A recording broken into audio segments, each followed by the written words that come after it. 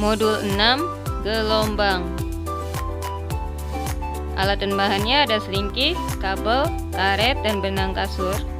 Pertama kita gerakkan selingki ke kiri ke kanan sehingga terjadi rambatan pada selingki yang membentuk gelombang, dan ternyata arah usikan gerak tegak lurus dengan arah rambatannya atau disebut gelombang transversal.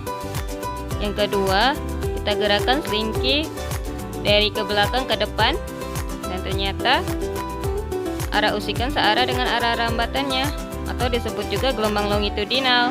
Dan ketika dengan menggunakan karet gelang, ternyata karet gelang berpindah karena adanya energi yang merambat melalui selingki.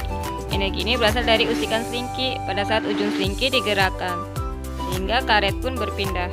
Bahan selanjutnya menggunakan benang kasur dan kabel, dan ternyata kabel listrik tidak muncul gelombang. Kesimpulannya, gelombang transversal adalah gelombang yang arah getarannya tegak lurus dengan arah rambatannya.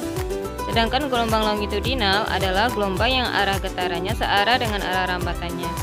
Perbedaan antara gelombang transversal dan gelombang longitudinal terletak pada arah rambatannya, yaitu bila transversal tegak lurus, sedangkan longitudinal searah rambatannya. Percobaan sifat pemantulan gelombang. Percobaannya kita menggunakan bak air yang diisi hampir penuh. Setelah itu kita jatuhkan kerikilnya, dan ternyata jika diperhatikan gelombang yang mengenai sisi bak air, maka dipantulkan ke arah datangnya gelombang. Jadi kesimpulannya, fase gelombang pantul dengan gelombang asal adalah sama. Praktikum 2.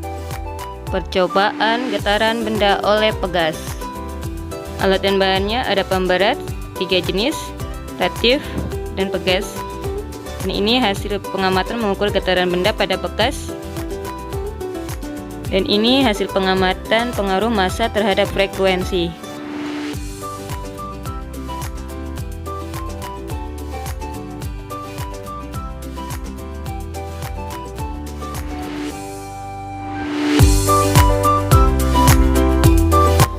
Percobaan getaran benda pada ayunan bandul sederhana.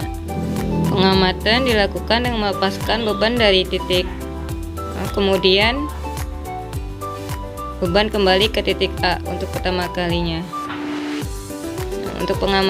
Untuk hasil pengamatannya berikut ini.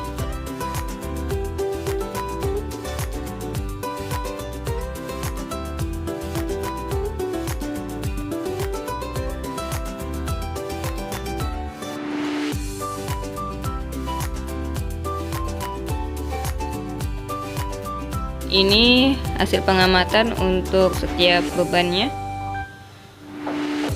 Periode dan frekuensi bandul dipengaruhi oleh beban. Periode dan frekuensi bandul dipengaruhi oleh panjang tali juga. Percobaan benda bergetar sebagai sumber bunyi.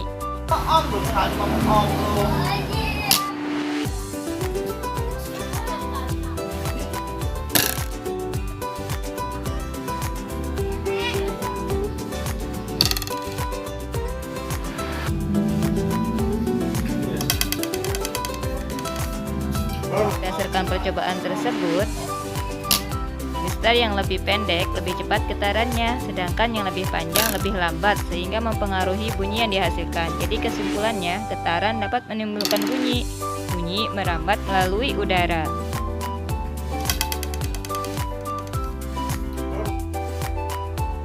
Percobaan resonansi. Percobaan dilakukan dengan seutas tali benang kasur dan bola pingpong. Bandul A digerakkan dengan cara menarik ke samping sejauh 5 cm tegak lurus dengan mistar, lalu dilepaskan, maka bandul B dan C berayun atau beresonansi. Bandul A digerakkan lagi dengan mengamati yang lebih lama. Ternyata makin lama bandul A berayun, maka lama pula resonansi pada bandul B dan C, dan makin melambat pula resonansinya. Jadi kesimpulannya, resonansi adalah peristiwa ikut bergetarnya suatu benda oleh pengaruh getaran benda yang lain. Cara terjadinya resonansi adalah jika bunyi tersebut terdengar keras dibandingkan dengan bunyi asalnya. Percobaan kepekaan indera pendengar manusia. Nah, sekarang perhatikan dan dengarkan percobaan berikut ini. Oke.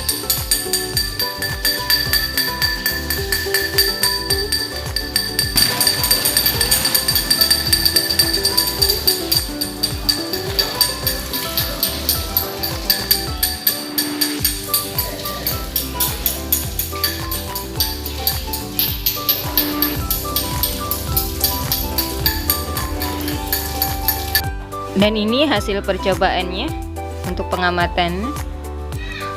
Nah, berdasarkan hasil percobaan dapat disimpulkan bahwa kita masih dapat mendengar bunyi pada jarak 1 meter, 3 meter, bahkan 9 meter karena bunyi merambat melalui udara.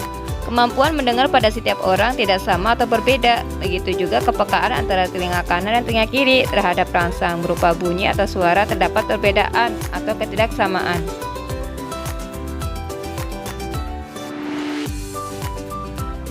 Percobaan struktur dan fungsi telinga. Bagian telinga dibagi 3. Ada telinga luar yang terdiri dari daun telinga yang fungsinya menangkap getaran, lubang telinga mengantarkan getaran, kelenjar minyak menangkap partikel debu dan menghalangi masuknya air, dan gendang telinga meneruskan gelombang bunyi dari udara. Tengah terdiri dari tulang martil yang menangkap getaran dari gendang, tulang landasan telinga dan meneruskan ke tingkap oval, dan tulang sanggurdi. Pembuluh Eustachius memasukkan udara ke telinga tengah dan menjadikannya tekanan udara di gendang telinga.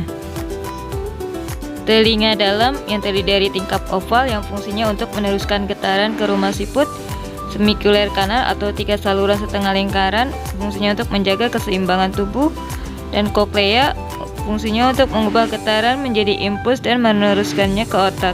Mekanisme transmisi pendengaran. Gelombang suara masuk melalui telinga dan ditangkap oleh gendang telinga. Kemudian terjadi vibrasi atau getaran. Nah, ini akan diteruskan menuju telinga tengah melalui tulang-tulang pendengaran, itu martil, landasan, sanggurdi. Setelah itu dari tulang sanggurdi getaran diteruskan melalui jendela oval menuju koklea yang berisi cairan. Selanjutnya getaran diteruskan menuju jendela bundar dengan arah gerak yang berlawanan. Setelah itu getaran akan diterima oleh sel-sel rambut atau reseptor di dalam organ korti.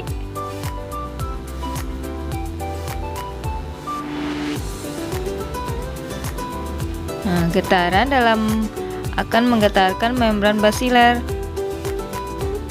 Getaran ini akan diubah menjadi impuls saraf yang selanjutnya dihantarkan saraf auditory menuju otak sehingga kita dapat mendengar suara.